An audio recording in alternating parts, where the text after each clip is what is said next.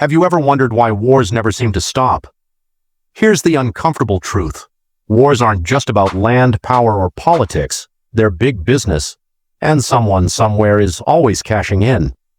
Today we're pulling back the curtain to expose the money machine that keeps wars alive, who funds them, who profits from them, and why peace might actually be bad for business. Stick around, because once you see how deep the rabbit hole goes, you'll never look at global conflicts the same way again. Let's cut through the noise. This video is about following the money. War is insanely expensive. The US wars in Iraq and Afghanistan, over $8 trillion once you count military spending, veterans care, borrowed money, and reconstruction. $8 trillion, more than the GDP of Germany. Countries can't pay up front, so they borrow. Banks and investors collect interest. Defense companies collect contracts. Every missile, tank, and jet has someone's profit margin baked in. Look at what happened when Russia invaded Ukraine in 2022. Defense stocks like Lockheed Martin and Raytheon spiked almost overnight, and billions in arms contracts followed. Investors know war means demand, and demand means profit. The biggest winners, defense contractors.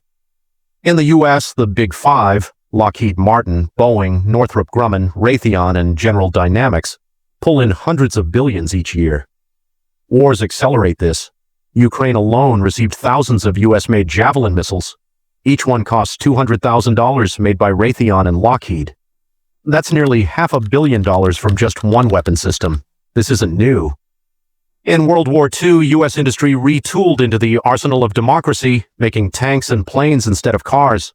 It won the war and made companies rich.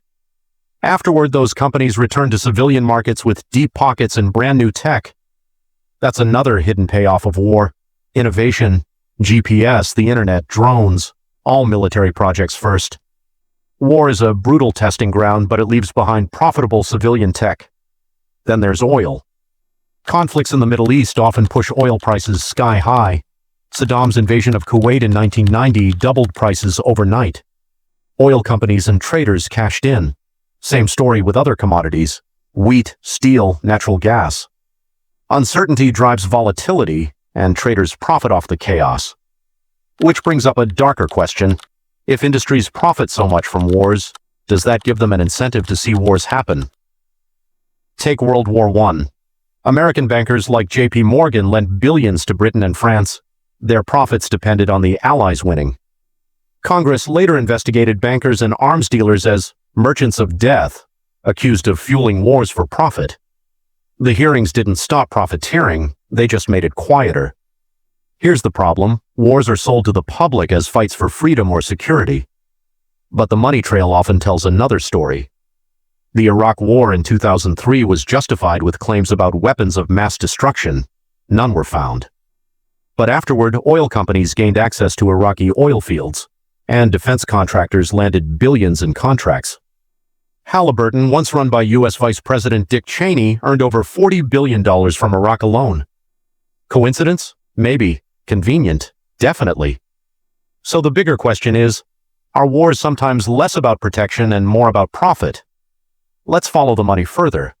Governments fund wars with bonds. Citizens and institutions buy them, essentially loaning money for war. Later, governments repay with interest.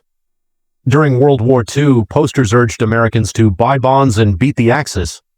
It was patriotic, but also guaranteed safe profits for Wall Street. Even today, huge defense budgets are financed with debt. Banks and wealthy investors hold much of it. So every time a missile is fired, interest payments eventually end up in someone's pocket. And we can't forget private military contractors. Companies like Blackwater provided security, logistics, even combat in Iraq and Afghanistan. Sometimes contractors outnumbered soldiers. A supposedly public war had a private army, paid with taxpayer dollars, billing billions. As governments shrink official armies, outsourcing grows. That means war becomes even more profitable for private companies, while staying just as deadly for civilians. Now connect the dots.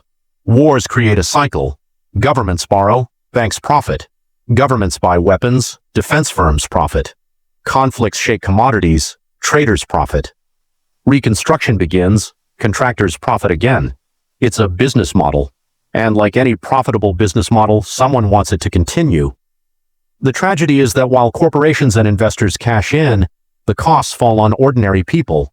Soldiers die, civilians lose their homes, nations fall decades behind. Meanwhile, companies at the top hand out dividends. So who profits from war? A small circle of industries and elites. Who pays? Almost everyone else. But the money machine doesn't stop when the war ends. For some, the real profits begin afterward. Every bomb that levels a bridge or a power plant becomes a contract later. Roads, pipelines, whole cities need to be rebuilt. And who gets the contracts? Often the same corporations that supplied the weapons. Iraq is the clearest example. Bechtel, Parsons, and KBR earned billions rebuilding what war destroyed. It's a cycle. Destroy, rebuild, profit. Wars don't just enrich contractors, they reshape entire economies. Think about the Cold War. The US poured trillions into defense for decades. Entire towns depended on military bases and weapons factories. Defense jobs became so central that cutting budgets was seen as a threat to the economy itself. President Eisenhower warned about this in 1961. He called it the military-industrial complex, a permanent arms industry with the power to influence government. 6 decades later, that warning feels more real than ever. And here's something people overlook. The media benefits too. Wars keep audiences glued to screens. Breaking news, dramatic footage, constant updates. It drives ratings. And higher ratings mean more ad revenue. Some outlets are even owned by conglomerates with defense ties.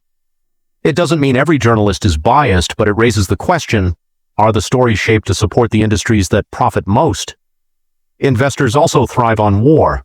Markets swing when conflicts erupt. Oil, gas, and wheat prices spike. Currencies crash. Defense stocks surge.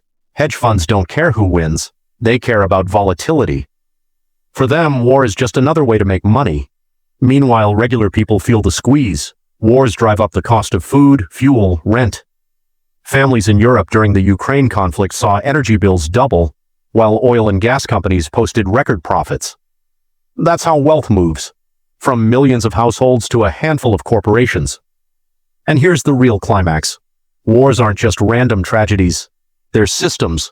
They start with politics but run on money. They're sold with slogans but executed with contracts.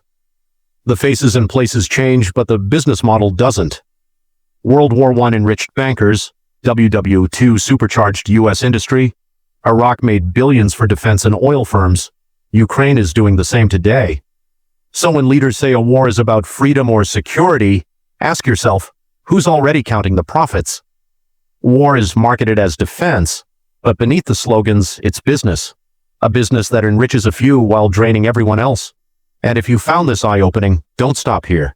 Check out the video on screen where I break down the hidden financial tricks governments use to keep you broke.